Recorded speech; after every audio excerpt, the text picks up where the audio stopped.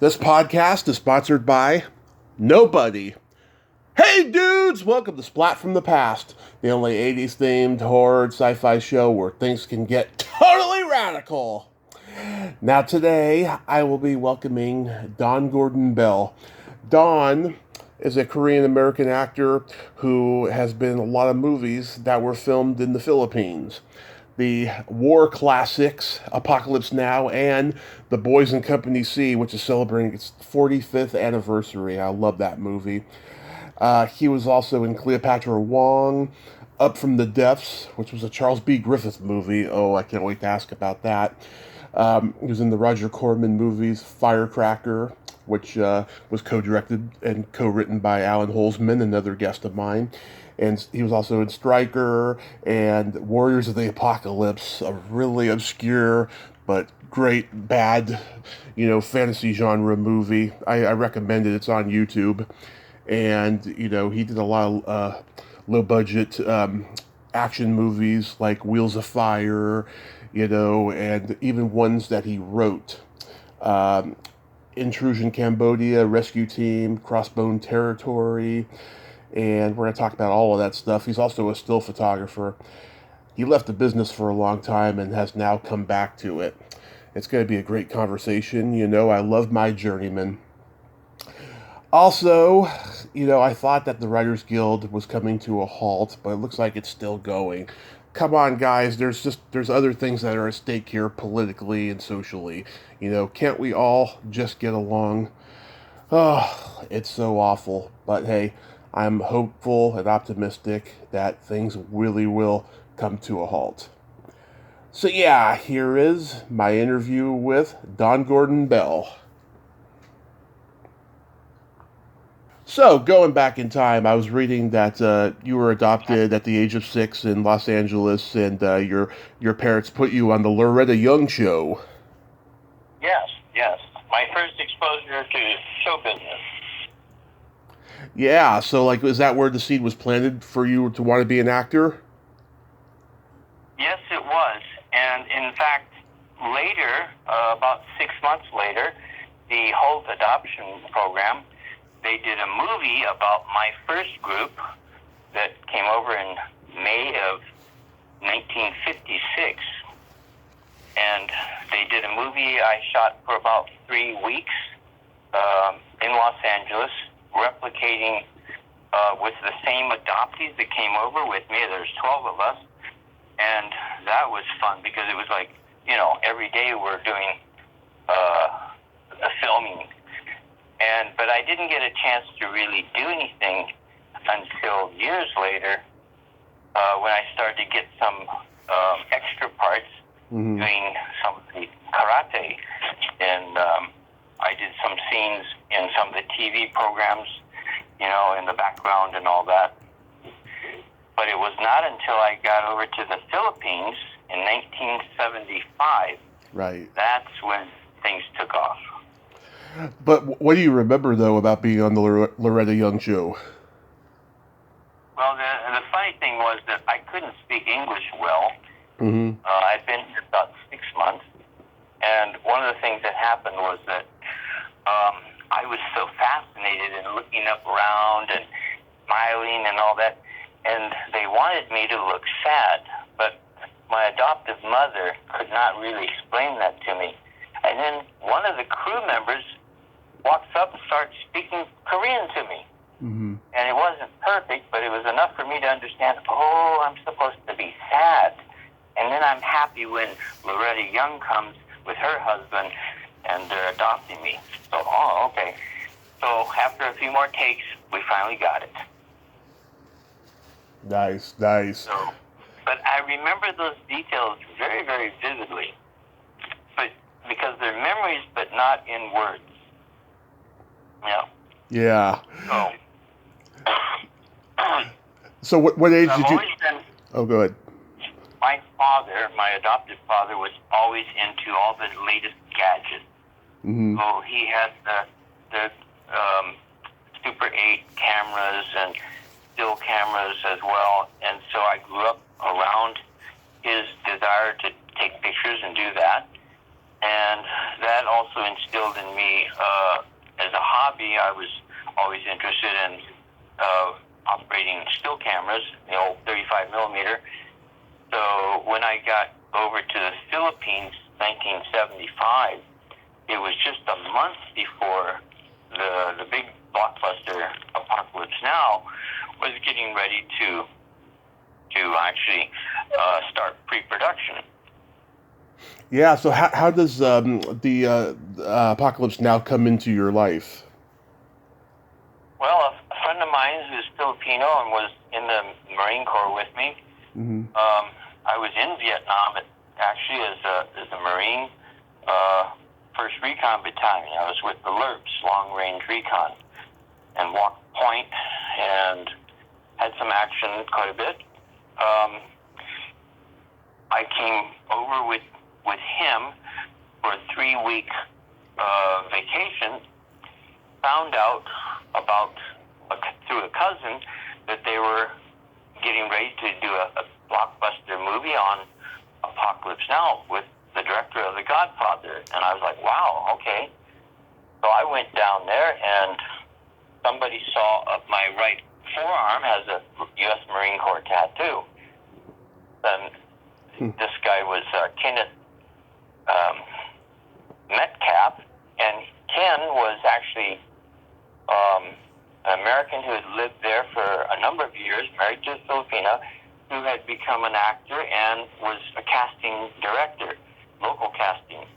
So I got hired, but the first thing he did was ask me 20 questions, and then he took me to see Francis Ford Coppola himself, and they asked me the 20 questions, and one of the things that Francis asked at the end is like, so, Mr. Bell, you were actually in combat. People were shooting at you. And I said, yes. He said, and did you shoot anybody? I said, is that a trick question? Yeah. Yes. You've actually killed people, yes, in combat, but they deserve to die because they're trying to kill me. Yeah. And so the next thing that happened was that they asked me if I could work, and I said, yeah, if I could get a work permit, we'll take care of that. And I went from a $25 a day extra Wow. to $1,000 a week as the assistant in the casting department under Ken Metcalf. And I was the one helping to teach, along with some others, the Ifugao, the Vietnamese and Filipino extras to look like both sides. Now, we had both people. This is like the 75, late 75, March and May, April, Saigon fell. So all these boat people were coming across. We used hundreds of them, up to 600 Vietnamese refugees that were literally fresh off the boats. And the Philippines opened up. They've always been very, very good about that. Mm-hmm. They even accepted, under President Quezon, thousands of Jewish citizens who come here and live before the Japanese attack. So they've always had an open heart for that. And so next thing you know, man, I'm working on the set. And I worked with them about 14 months. Wow. Right through. And so I know where the skeletons are, and some of the stories I could say are, basically it was the best year and a half of my life. But it went on to, actually, I met the director of Boys of Company C while we were still shooting there in Lake Talaraya, Pagsanhan, where they were about to shoot the big USO scenes that are in the movie Apocalypse Now. Wow. Yeah, so you were there when Marlon Brando was there? Oh, yeah. My job as being the casting dep, he was there for, let's see, maybe 6 weeks. Mm-hmm. And the first week he came, he we all took a 1 week off while he and Francis and some of the other cast discussed his character and all that. Francis was very disappointed because when Marlon Brando came, he was a little bit overweight. Mm-hmm. And so they got a double, a guy named Pete Cooper, former U.S. Navy SEAL, who was about 6'4", huge guy. Yeah. But he was also tall. And so for master shots, exteriors and all that, we'd see Pete Cooper as his double. But then you see a lot of close-ups, extreme close-ups of Marlon Brando. But Brando was he was fantastic to be around.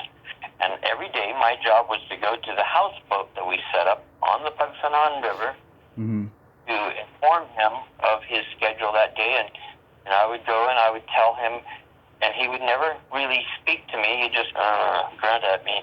And his Japanese photographer friend, he would repeat everything I said to Mr. Brando, and then he would grunt or something, and she would give this beautiful, long, flowery response, and I would shake my head and nod and bow, and then go off, you know? Mm-hmm. The last day of his shooting, he finally turned and he said,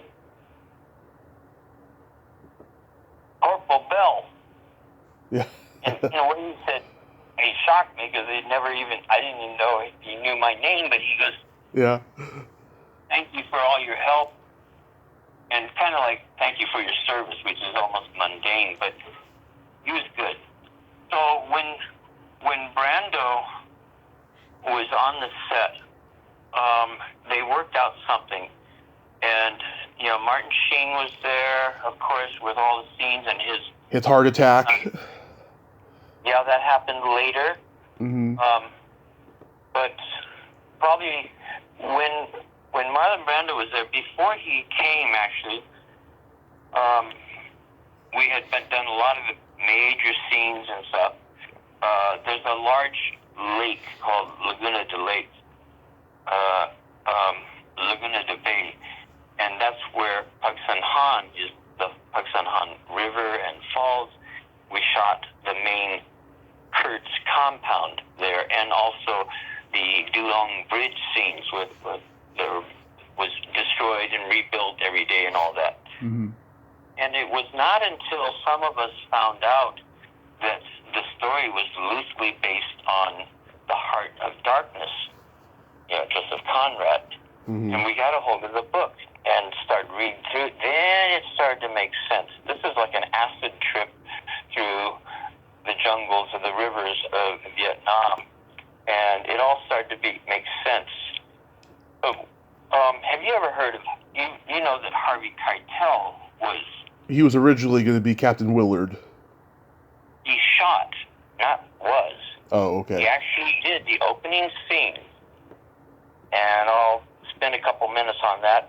I was there when we were shooting there in Cavite, and Harvey was chosen because Martin Sheen was the first choice, but Martin got held up on another project. He couldn't come, so they took Harvey. Now, what happened was the way Harvey did his scenes. Francis Coppola is an amazing director, but he lets actors find their own rhythm, and he guides them, and then he lets them kind of loose. But when Francis saw the first rushes of that scene, he was disappointed. I was able to watch the rushes at that time, and I heard him talking, and I was telling Larry Franco, who is the second AD, so it sounds to me like Francis wants a character who doesn't look like a killer. Right. It doesn't look like he's, you know, the image of, we see Arnold Schwarzenegger and we see all these huge guys, but the truth was that they were like me, 135, 165 pound average Joes that were, you know, just trained and we did our jobs. But so I said, it sounds to me, and I'm telling this to Larry, I go, it sounds to me like Francis wants like a high schooler quarterback, a letterman, who has got a baby face, but he's like 26, 27 years old. He could have made captain by then, but he doesn't look like, somebody who's a killer. Yeah. And I look behind me, and there's Francis, and he's going, "Oh, could you repeat that again? Oh, you're Don. You're the U.S. Marine." And so he and his entourage, they all surrounded me, and I stood up and embellished it, and I said, "I think what you're looking for is a baby-faced guy." And you find out later that, yeah, he is a killer. And that's exactly what happens. So they all walked off, and then they're muttering, and Larry says to me, "Don, I think you just got Harvey fired." I said, "What?" "Oh, shit." Well, 2 days later, Harvey was gone. They paid him his 50% up front, but he was not fired. What it was is that Francis realized that he wanted a character that did not look from the very beginning like okay, there's a very good analogy in my martial arts training. A tiger who has eaten and a tiger who is hungry and skinny. Yeah. A tiger who has not eaten for a while, because they make a lot of attempts if they don't get all the kill. The tiger that has not eaten is like a tiger prancing back and forth in a cage, always moving, antsy, it's like wants to get out there. Right. But then the tiger who has eaten has his head up straight, and you can tell, don't fuck with this tiger. Don't fuck with this guy. Yeah. And when Martin Sheen did his scenes, it was the tiger who is eaten, but yet here's this guy who's tormented with all his devils and all this and that. And a lot of this is not just me, but hearing Francis talking about it and all that, and then seeing Martin. When Martin did his interpretation of that character, bingo, it was like, wow, okay, here's a guy who's like, all the lines. When he broke the mirror, that was real. I think that's been put out there. And Francis said cut, and he goes, no, keep rolling. Have you ever seen blood on sheets, white sheets? Oh, yes. It turns brown after a while, right? You don't see that in most movies. It's always red. No. But in the scene that he shot, the sheets behind him and all that, that's his blood. Yeah. It turned brown. And so it's really authentic. And I have great respect for every actor that was in there, but, Martin was just fantastic. But the stress and all that, built up on him. He was only 38 years old when he had the heart attack. He was jogging and all that. I think it was more stress related, because once they went down to the last 6 months of shooting, it was very stressful. So. Yeah, wow. So The Boys in Company C, was that a less stressful production? It had its own things, but first, the director Sid Fury came over while we were setting up to do the big USO show, and Ken Metcalf introduced the director to Francis, and Sid said, "I'm doing a movie about Vietnam." Oh, Francis waves his arm around. There's all these hundreds of extras coming in on buses. There's all this and that, and he says, "I'm doing the movie about Vietnam," and walked away from him. And Sid muttered under his breath, "Yeah, but mine will come out first," which Boys of Company D came out, I think, 78. on the theaters. Mm-hmm. But so February, I guess, of '77, after a full year, '76 of shooting, we finished all the scenes and all that. I went with Ken, and we started pre-production and shooting with Boys of Company C. Nice. And R. Lee Ermey Mm-hmm. he was the DI there, and that's where I believe that Stanley Throwback saw him in that film, and got him involved with Full Metal Jacket. Right. But we shot in Cavite and a lot of locations around Luzon, using sometimes Philippine Marines as extras and stuff like that. I was one of the junior DIs, and my scenes got cut down to 2 or 3 lines, I think. But R. Lee Ermey was, wow. He took over. He was going to be only like one of the DIs, but he became the senior DI, basically. Right. Because he was the DI, in fact, before. And Sid asked me, how do you know that he was the DI? I said, ask him to call the marching cadence. And he said, what's that? And I said, you ask him. So, every DI has their own little cadence so that every platoon recognizes their DI's voice, so they don't get thrown off when they're marching past each other. And so, but the first time I met R. Lee Ermey, I made him the first day when I was signing up. I went out there, 300 extras, and I said, who amongst you has been in the military? Step forward. Mm-hmm. Even if you were a scout, a Boy Scout, step forward, or military training, ROTC. I had about 12 guys, and I looked over and I said, Gunnery Sergeant, U.S. Marine Corps. Because I had my tattoo covered up, and he goes, yes? And I said, you're my right-hand man. And he went from $25 to $75 a day. But wow. All through the filming of Apocalypse Now, R. Lee Ermey was there with me. And amazing.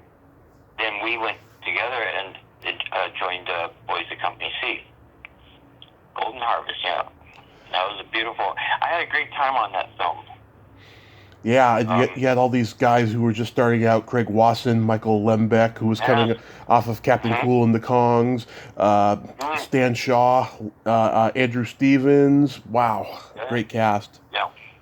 Yeah, all those guys were really good. They were very gifted. I think they fulfilled... At first, I saw what the script was about. I thought, okay, it's going to be a real comedy thing. But I think there was a lot of intense moments, and we see the characters all coming together, developing, and kind of like in the Marine Corps, persona is coming together as a team. And that's one thing that when you come out of boot camp and go into advanced infantry training and all this, you start getting better trained, I think, than the other services. And it's, once a Marine, always a Marine. But these guys went through a lot of intensive training, and with R. Lee Ermey there and myself, they really were picking our brains for things like that. But they were really good. But there was some really funny scenes. We had the first time we were using the Panaglide with the Panasonic. Mm-hmm. I think that was the first film that they brought in, and we're using that for the soccer scenes and stuff like that, but also other battle scenes and such.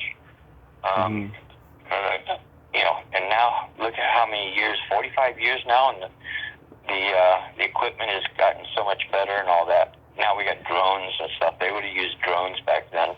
Yeah. Yeah, it's a great movie. And what was Sidney J. Fury like? He was, when you see him offhand, he's like got a grin from ear to ear, and really great guy. Um, when, but Sid had a good way of working with people, and later I saw The Lady Sings the Blues. I think he did. He is very good with people, but he's also very, very good with concepts and things. Yeah. He worked very well with the Filipino crew, and also we had some of the key people coming in from Hong Kong. We called her the Dragon Lady, but she was a beautiful production manager, and she really knew her shit. She was with Golden Harvest many years. So I learned a lot just from working with those folks, and they also worked very well with the Filipino crew. You know, I've lived and worked on, I won't say how many, but numerous films from the first time 10 years, and now the last 10 years that I've come back and stayed here and worked in Filipino film. It's one of the best areas for film crews to come and be able to at least speak English well with most of the crew. Right. And, yeah, Boys of Company C was a very, very good experience. And I have a few funny stories that I can tell you about if you want. But Oh, sure. you remember the scene where they all line up on convoy and they pee? Yeah. Yeah. There was, while we were, you could only do that one time, right? Yeah. We're all getting ready to go, really, to pee, and the wind shifted. So while people are peeing, then the wind gusted up and blew the pee back into the legs and faces of all those guys. And it was, I think they cut it, though, before that came in, but it was hilarious. It was funny as heck. Yeah. Oh my God, that's awesome. Is there another story? Well, with Boys of Company C, I saw the actors really working, starting to, the five, starting to gel together, and I think the stress and everything else of what they're doing, and the whole thing of the game as a kind of to build rapport between the South Vietnamese and the American forces, the Marines here in this case, that worked out really well. But there, you know, I remember back a lot of different scenes. A lot of the action scenes, there wasn't a lot of action. The stuff that did happen was, I think, good. It was very well done, powerful. I forget which actor it was, but one of them was carrying the M60. But, you know, that's a heavy brute. Yeah. And so some of the things that I did was like, you know, we're in the flooded rice paddies. You sink down to, you know, 6-7 inches into the mud. And so after one take going through 1 or 2 rice paddies, these guys are exhausted. So I had some other guys volunteered. They got paid extra to come and take heavier weapons and walk him back, and so that they could have, you know, at least walk back without falling into the mud. But after they built up strength, they were doing it on their own, you know. Then you do Cleopatra Wong. How was making that? Cleopatra Wong was an incredible journey as well. We shot up in Baguio, and one of the first times, but I shot many films up there with Serial Santiago. But on that one, we had some very good Chinese martial artists that came in, and I think that was a great experience because we were running around up there, and I was just starting to get some good parts and become like what they call like a supporting actor basis, and that was good. So I'd work like maybe 5 weeks or so on a movie. So it was really good in those days. Yeah, this was like a martial arts version of the blaxploitation movies of the 70s. Yeah. Mary Lee, she was a huge star in Hong Kong. I found her on Facebook recently. I'm thinking about reaching out to her. But this was like the first time you worked with, what's his name, Bobby Suarez? Yes. And I did about 4 or 5 films with Bobby Suarez later after that. Mm-hmm. He was a very interesting producer and director, and I think he had a lot of energy and a lot of ideas, and I think they were also very marketable. He was making money on them. One of the things I've always enjoyed was working with different types of producers and directors. They all have their own style and all that, but when they let you kind of develop your own characters, and for instance, like Bobby would listen to us that had some, like a friend of mine, Romano Christoph, and others, we had military experience, and like Nick Nicholson, we had military experience. He was a Navy SEAL. He would listen to us, and we worked with the stuntmen and the special effects guys, and things like using smokeless squids. Some of the films you'd see, there'd be like a squid go off, and there'd be a firecracker explosion of smoke coming out the front of you. It was ridiculous. So we got some producers, but Bobby was, he was sure. Y'all pay 3 times the amount, so I don't use. So we use smokeless squibs, things like that. Yeah. He was, and he was very, very good also at giving direction to inexperienced people and getting what he wanted. He was very good at that. Then you got to work with a hero of mine, Charles B. Griffith, on Up from the Depths.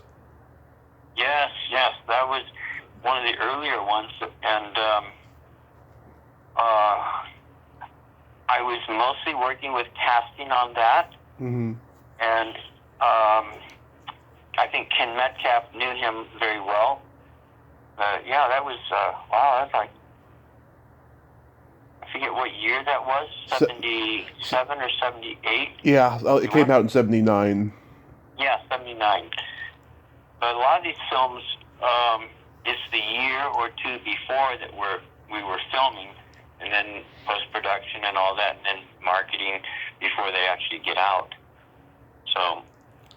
Yeah, I think Roger Corman was producing Piranha around that same time, but it was shot in L.A. Yes. Well, Roger Corman, the king of B movies, Mm-hmm. I did one with him, for him, called Flesh Gordon. And it was a comedy about, Flash Gordon. And it was semi porn. I think maybe some of the scenes that they shot. Oh, that's Howard Zime. I've interviewed him. I didn't know Corman had anything to do with it. That's new to me. I was just one of the. My friend John Seelau and I were extras on the ship, Mm-hmm. and running around in the space craft. But How was work? getting back to go ahead. I was going to ask how was working with Charles B. Griffith? I saw. From what I remember, he was very much what I always thought a Hollywood director would be like. Mm-hmm. know, you didn't hear a lot of shouting or this and that. No, he was just very spot on. He spoke to the actors and stuff. I'd be way back and then do the scenes. I think that was a very interesting film, and actually they shot it in very short, under a month, I think. Mm-hmm. So. That's about right. How about working with Roger Vadim on Night Games? Oh, yes, Night Games. Vadim, to me, was also what I had expected of more of a European style director, right. like an Italian, or he's French, right? Yeah, he's a French New Wave guy. Mm-hmm. That film was for me very interesting too, because I was just a small part in there, but I was on the set a lot because I was, again, after Apocalypse Now and Boys Company C, I was working out frequently with Ken Metcalf as his assistant in casting department, and I would get a part here and there and all that. But mainly I was like helping to train the extras and others that were doing speaking parts or something like that, how to do things and whatnot. And so it was kind of like we were self-teaching ourselves. But yeah, watching these guys work, it was like, wow, fantastic. Yeah, I can't believe Cindy Pickett was naked throughout the whole movie. She's Ferris Bueller's mother. Yeah, that's right. And, Did you? And there's on some of the other films that I've worked on, like Ciro Santiago, the girl strapped onto, we did a lot of the Mad Max type films. Right. And they were the Mad Max ripoffs, and so many of those films, the girls would be, in one scene, I think of Devastator or something like that. This girl's tied to a black car. It's a bikes everywhere and rockets and all that, and she's topless and wearing short shorts, and she's quite nicely endowed. And they're driving this car over sand dunes, and she's bouncing all over and all that. And the poor thing, she would, during the takes, she was like literally cooking. So we covered her up with a sheet so she could, at least be have some modesty, but also to keep her from being burnt. She was, I think, she was blonde. And by the end of the morning that we shot, she was quite sunburned. A real trooper. Wow, that's crazy. You worked with another guest of mine, Alan Holzman, on Firecracker. Oh, yeah. Firecracker was a good film. Good film there, too. Now, Alan, okay. Yeah, he was one of the main characters, I believe, right? He was the co-director, co-writer. Okay. Right. Okay.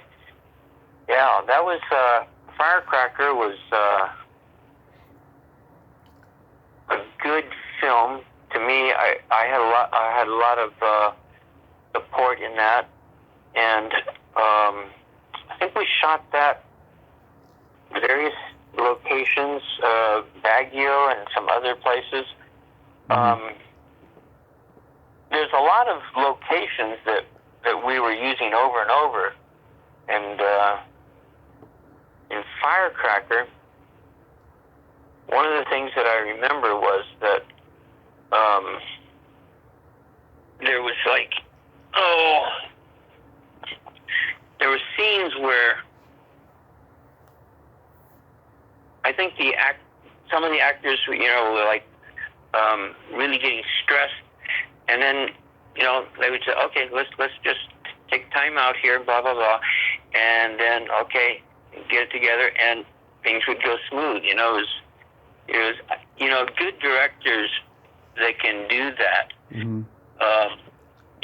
They're invaluable, and everybody after about the first week or two, the crew, the cast, they all start kind of working together. That's the thing I have enjoyed, is that every film that I've worked on, by the time you finish or you're getting halfway through, you all start to, be a team. Right. And, then sometimes you see each other on a film, another year later or something like that. But many of these films were really, really good because some of the directors that came back again and again, like Sid came back and did another movie with Mike Stone. Right. Mike Stone, he was with Sho Kosugi and Into the Ninja. And that was one of the first of the ninja genre. Yeah, it was huge. I talked to this guy, Austin Trunick. He's written like 2 books about the Cannon films, and yeah, that was an important movie in the Cannon canon. Yeah. Yeah. Yeah. What was Enter the Ninja like to make? Well, it was interesting because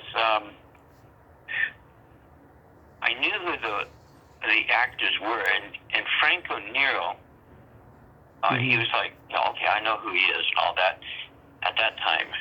And he was not, shall we say, he was not martial arts oriented. He had to be coached and all that.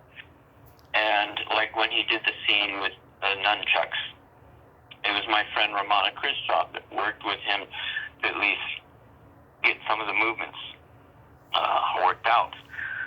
But Mike Stone and Sho Kosugi, they were fabulous, and they really pulled it all together. I did one stunt where I substituted, or I doubled actually for when they jumped off of the waterfall, Darnock Falls. And it's about 50 feet or so. And the water wasn't that deep. You had to hit and spread and bounce off of the bottom there. But that was shot in 5 weeks. That whole film. Yeah. Let's see. Stryker. Yes. Yeah. Yeah. Was that a good experience? Stryker. Yeah, Stryker was another one that Cirio Santiago directed for Roger Corman, and we were up in northern Luzon, your local Norte, the northern part where President Ferdinand Marcos is from, and there's an area there that has a lot of sand dunes and with roads, and we were filming a lot of the scenes there. They had the cars all built up.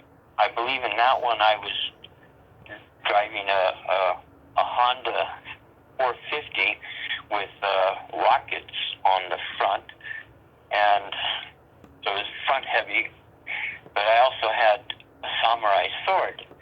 And so he said, can you drive the motorcycle with a sword waving in the air? And I go, yeah, sure. But then they wanted me to follow, the chase scene. We're on a dirt road, but there's a lot of sand across it. And the camera vehicle was in front of us. It was like a pickup truck, and they had the bed down, and the camera was there, and I'm supposed to follow with 2 cars behind me, about 20 feet behind. But there was so much dust on the second take. When they curved to the left, I couldn't see, and I went straight off the edge and into a sand dune. Luckily, the bike wasn't injured too much, but I had to straighten my sword out. It was an aluminum sword, of course. And she was going, hey, babe, you okay? Mm-hmm. I stumble up, and I go,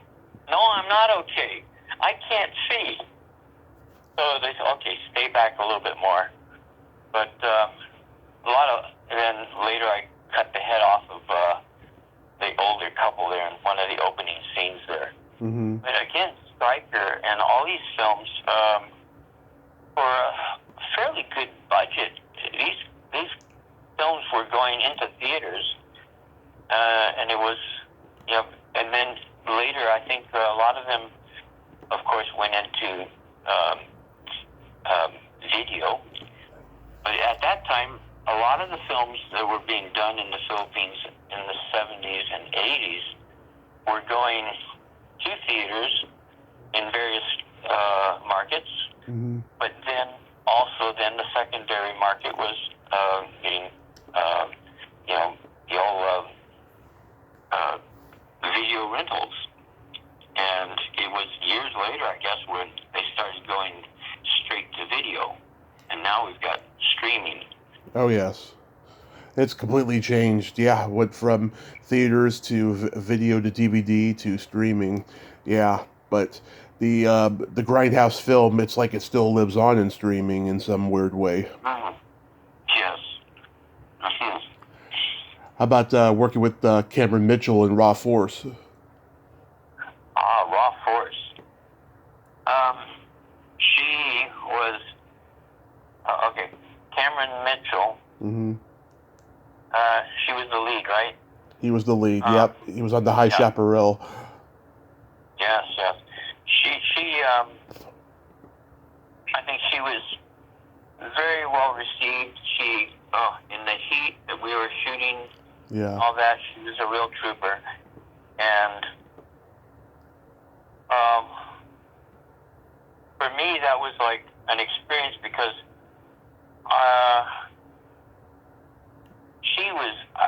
I saw all of her scenes being shot. She was fantastic. I think she was like.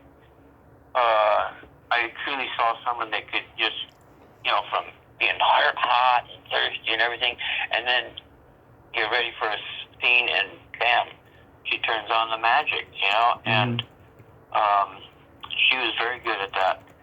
And brutal conditions. I mean, in the Philippines, it's not just the heat, it's the humidity and the heat that can just, day after day, can suck the life out of you. But she was a real trooper there, real trooper. Were you in Purple Hearts with Ken Wall and Cheryl Ladd? Oh, yeah. That was another film that I was involved with all the way through. I think Ken Wall's character, he was always asking me and a couple other guys that had been Vietnam veterans about, how we felt about doing this or that, or when we lost someone. And there's the scene where after a major battle, and you've got all these trenches and all that, and he's actually contemplating to just shoot himself because he's just overcome by, you're talking about probably 24 hours of just constant fighting and barrage, and they were overrun and all this. And he's asking me, and this other guy, Nick, said, "Does this seem right to you?" And and we both looked at each other and we said, "Yeah." The stress that you would go through, and you look around and everybody around you, 9 out of 10 guys around him were dead or wounded. Yeah. And so when he played that scene, it was like, wow, very, very powerful. And I think Ken Wall, I know that later he had a tragic accident, but I think that he was able to recover from it. He was like in a neck brace for a long time. But and I think his girlfriend played a role in the film as well. She was there. Irene, if I could remember the name correctly.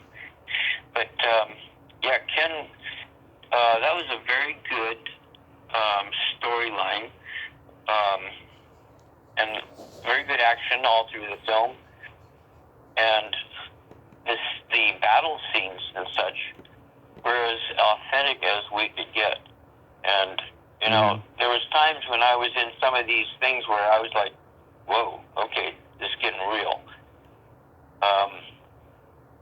Not that I would have flashbacks, but it was as real as we could make it. And so there was, I think that having guys around that had been in the service and been in action helped the actors to, you know, feed off of us and get in ideas and stuff. Now later I met some of the guys with Platoon. I didn't work on the film, but I met the key characters for a week or so and talked to them a lot. But then I was off to do a movie called War Bus, and that was with that was shot in '85, and we released it, I think, '86, and that was a good role for me because I played a character who was, you know, very tormented by my past. That I was not a military, but I was my wife was a missionary in Vietnam, and my character had epilepsy, and I had friends that were epileptic who explained, and you know, what grand malls were and stuff like that, and petite malls. And we were in a disco a week before we started to shoot, and my friend, the flashing lights triggered him to have a grand mal. Well, I knew what to do to keep him from biting his tongue, and you know, we got him lifted up and carried away.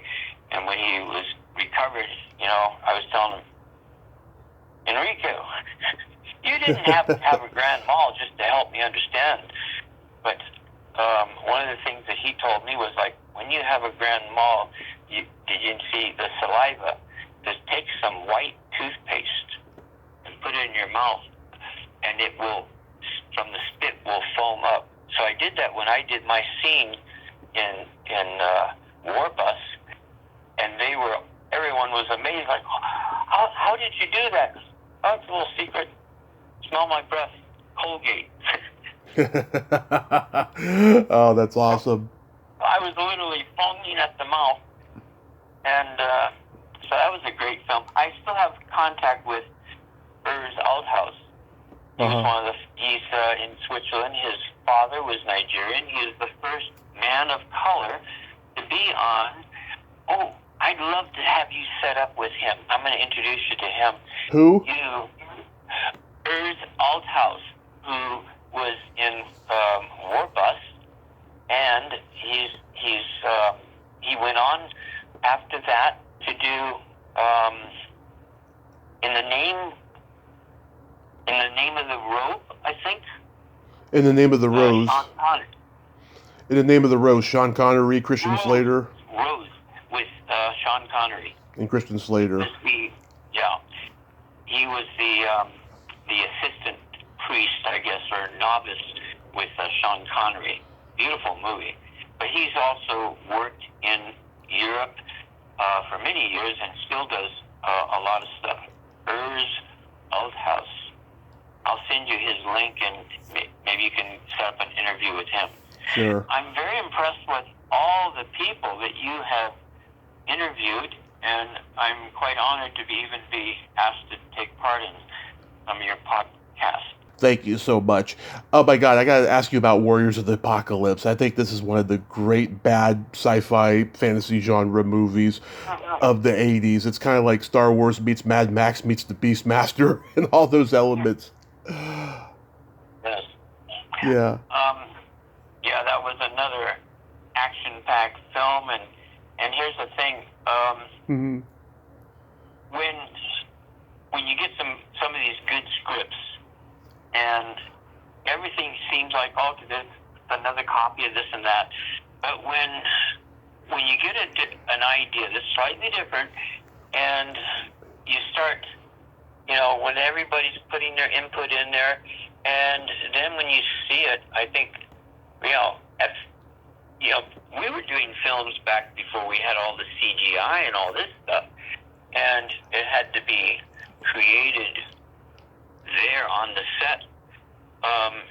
And yet I look back at some of these films and see what we did and what others did, and it's amazing. I sort of get sometimes overwhelmed by, I won't say which movies, but too much CGI is like, I could watch it 10 times and I still wouldn't see everything that's going on, and it's overwhelming to the senses, I think, sometimes.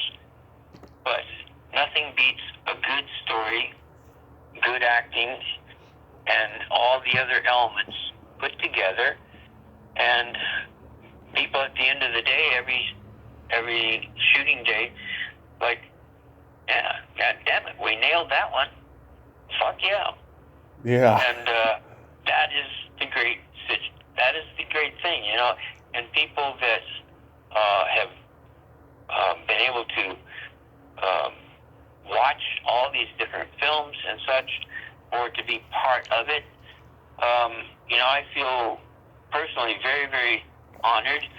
I've got a girlfriend now that I can't mention her name, but she's Filipina, and she tells me all the time, she goes, somebody told me they saw you in a movie. Did you do this? I go, yeah. Oh, is that on YouTube? Oh, crap. Yeah, it is. And Andrew Leovold, he contacted me about, 2008 and called me for an interview, and I was like, wow, I didn't know that. He said, did you ever Google your name? I said, no. So right there, I was talking to him on Messenger or something, and I Googled my name, and I was like shocked. I said, wait a minute. This is a movie of Don Gordon. I don't know. This is the last thing I'll tell you about. I was using the name Don Gordon for about 5 years. Before I found out, Christopher Mitchum came there to do a movie with John Philip Law. And I'm getting makeup for a film, I forget which it was, and I hear, where's Don Gordon? I said, I'm over here, I'm getting makeup. Oh, Mr. Law, Christopher Mitchum, wow, pleasure to meet you. And he says, they looked at me and they go, you're not Don Gordon. Hell, Don Gordon is like 25, 30 years older than you, and he's the best friend of Steve McQueen. And I said, what? There's a real Don Gordon? And so it turned out later when IMDb started up, some of my films were put on his IMDb, and some of his films were being put on my IMDb page. It took a couple of years before I was able to, through some friends, contact Mr. Don Gordon agents and rectify all that mess. Oh, yeah. So they said, well, you're going to have to change your name. And I don't know what to do. I've used Don Bell before, and John Michael Vincent says, well, again, Michael Vincent, he says, well, do like John Philip Law and Michael Vincent. Don Gordon Bell has a nice rhythm to it. And I said, oh, okay. They called everybody on the cast and said, from now on, Don Gordon is Don Gordon Bell. I still have people that know me from back in the 80s. They go, Don Gordon, how are you? I said, oh, it's Don Gordon Bell. Yeah, Still Don Gordon is still in Scotland, and he's got like 250 movie credits. The three name thing, absolutely, it works. How about Wheels of Fire? Oh, the Wheels of Fire. Yeah, that was great. Another Dario Santiago production. Laura Banks, I interviewed her last year. She's very interesting. Oh, yeah. That was the thing that was always interesting, was getting these actors that are coming over, and without, some of them with no martial arts training, others with, but they would learn very quickly, and they get a little training, and, enough to pass and look like, they know what the hell they're doing.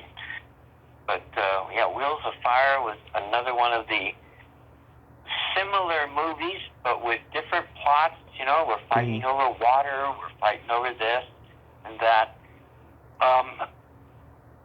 I believe that one of the things that impressed me the most was Stereo was able to do, with a very low budget, films that were very marketable, very interesting, and some of them became like so-called cult movies. I think what makes a movie memorable is when people can see it, they enjoy it, and it's like you can watch it 10 times, and you know it's like Gone with the Wind or Casablanca. Those are classics. But there's a lot of other films that have been produced and done all over the world. I love watching some of these films in film festivals that are in another language, but you know what the story's about because of the cinematic treatment and how it's done, what we see, and what we can understand. It's not, somebody once said, it's not what you say, it's how you say it. And that's very true. When I taught Romano Christoph, who is another guy you should look up. He's on Facebook, Romano. Romano was a Spanish legionnaire, and he came to the Philippines. He could barely speak English, and I was introduced to him, and I said, I'm going to teach you how to speak English and how to cuss like a Marine.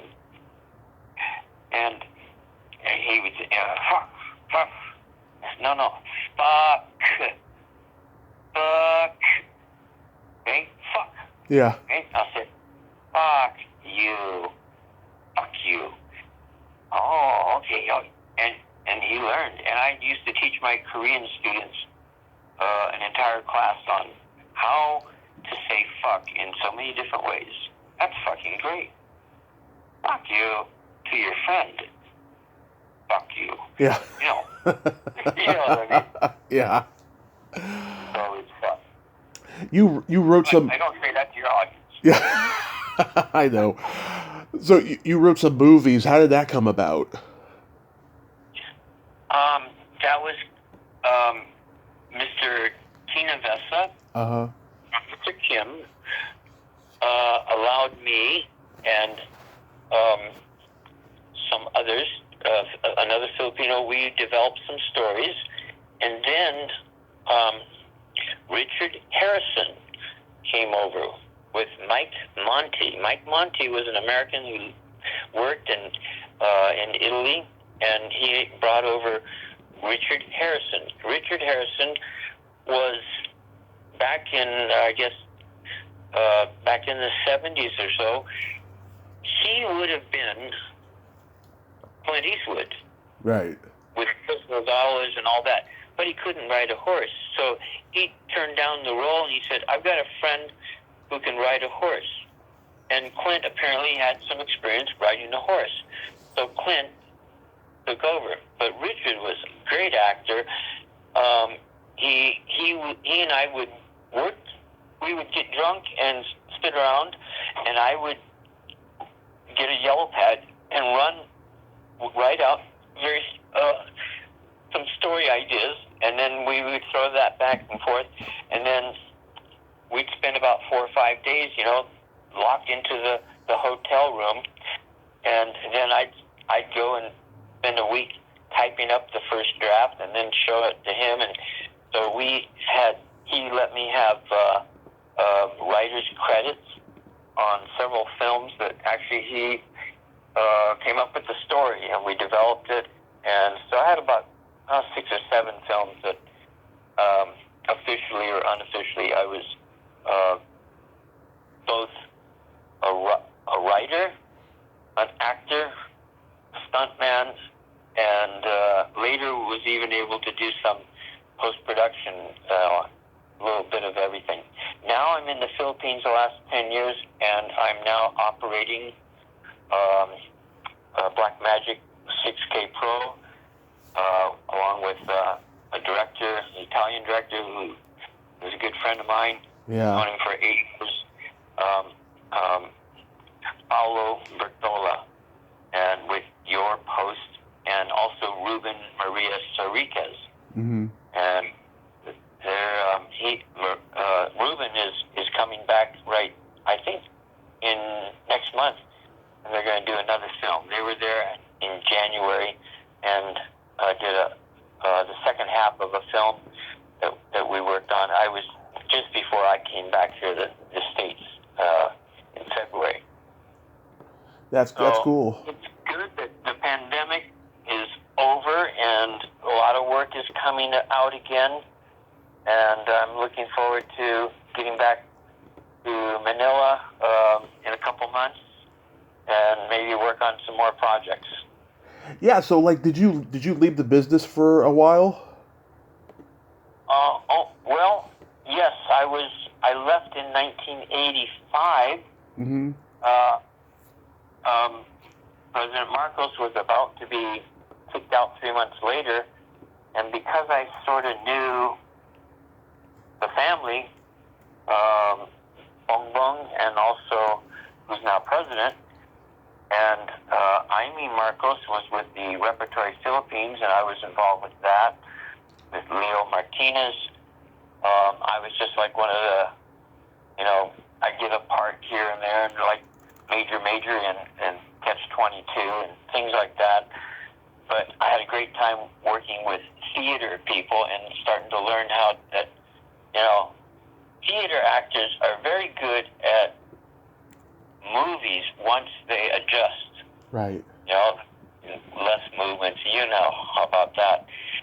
Well, so I had a great experience, but I was told it's time. Somebody from the embassy called me and said, it might be a good idea to get out of the country because things are going to go south really fast. 3 months later, they were forced out, the People's Revolution. But I came back in 2011, and I've been there steadily, except this last 3 months I've been here for medical reasons, checking out things on my blood and whatnot. But I'm anxious to get back and as soon as possible and start grinding again. And it's still going on. If you ever have a chance, come there and we'll try to get you into a part. Yeah, that would be great. Yeah, do you still do still photography? Yes, I've also continued to do stills or BTS, behind the scenes, and now I'm doing sometimes, like recently I did Carne. That's going to be premiered at the end of this month. I'll miss that. Carne was shot in 3 weeks in pretty much one location there in Cavite province. I did stills and also behind the scenes and had a small part. But another group that I've worked with recently is they just came out with The Visitor, and an excellent team. Tony Diaz the fourth, and Anthony, we call him Tony. There's the Tony the father, the third, and then it's an incredible group. They're with Kaizen Productions, based in LA and also in Japan. So there's a lot of good stuff that's coming in again, and I think that this year, as well as the rest of this year and also next year, we're going to see a lot more foreign productions co-producing with Filipino crews and producers here again. That'll be great. Yeah, I certainly hope so. And what about the show Teen Geniuses that you're on? What's the title? Teen Geniuses? Oh, yeah, Teen Genius. Yeah. Genius Teens is a TV series that we shot 2 years in a row because it was during the pandemic. We had to sneak it in, and we're shooting up in Cabanatuan. It's kind of like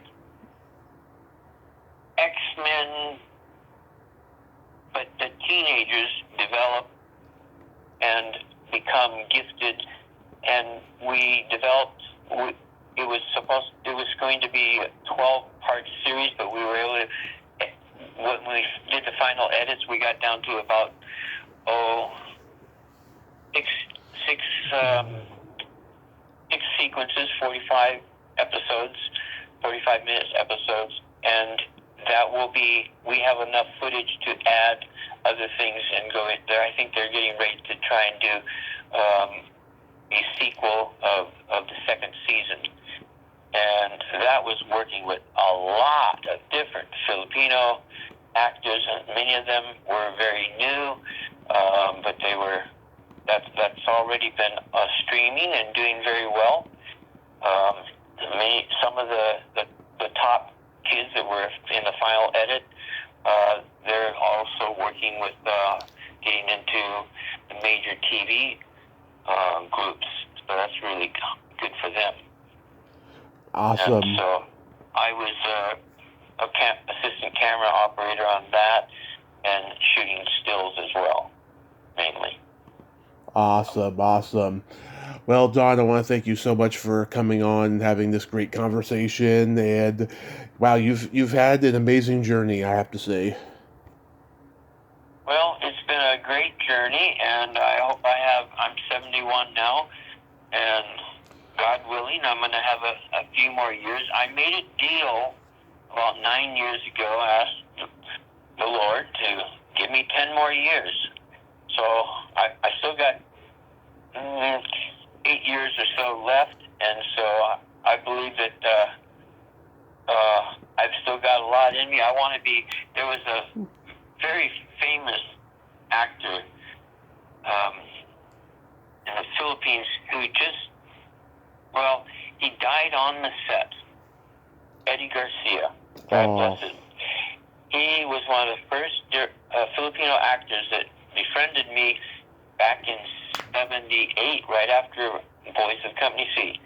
And he brought me in and got me speaking parts and all that, and even took me to some very special houses in the Philippines that for the wayward souls like I used to be.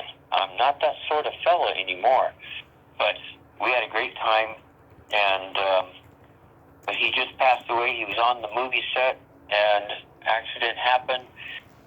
He passed away, but I hope to have the same ending. I hope to be in the saddle shooting a movie. Hope I get it in the can before I go. Awesome. So a shout out to all your fans, and just remember, it's Don Gordon Bell, not Don Bell, not Don Gordon, but Don Gordon Bell. Don Gordon Bell. It's a pleasure. You have yourself a great day, sir, and be safe out there. Yes, sir, and you too. Thank you. Bye-bye. That's the root on y'all. Bye-bye. Bye-bye. Well, there you have it. Don Gordon Bell. Ain't he a cool dude? Nice guy, huh? Great stories. And I'm glad we got to talk today. I wish I would have asked him about Richard Harrison, but oh well. It's okay. Well, until next time, this is Tommy Throwback Kovac saying there's no shame in living in the past because the present sucks. Later, dudes.